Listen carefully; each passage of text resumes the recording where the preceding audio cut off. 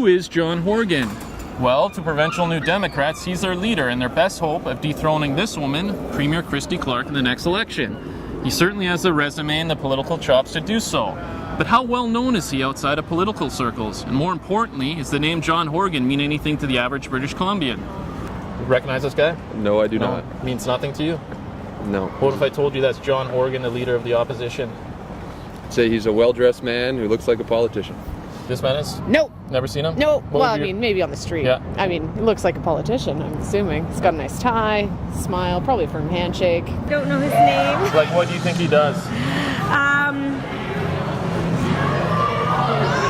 Politics.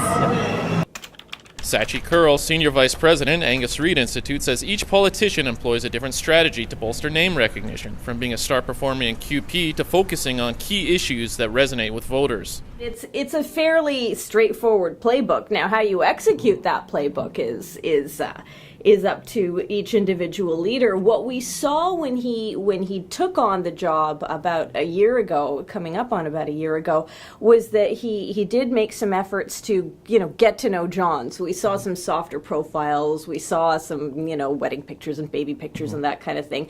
Again, to try and build a connection with voters. But you will find that leaders take different approaches. Some will really double down on question period because that's a time where political reporters are really paying attention to the House and what's happening in the legislature, and they're disseminating that information back. And they will really put a lot of time into using that as a vehicle to get known. It's also a matter of timing. Right now, for example, it's midterm and no one is really paying attention to provincial politics. This should change as the election inches closer. All right, see this guy. That's me. Hey, that's me. It's John Horgan. Didn't recognize you. Sorry, you didn't have your glasses on. That's right. There. I'm not wearing glasses. Different. Yeah. So we're out on the streets here. We're doing a bit of an exercise, really solid journalism. Just asking around, seeing if people know who you are. Yeah. And who is this guy and what does he stand for? That's right. And a bit of mixed results. We'll let you have a look. Looks like a politician. Looks like a politician.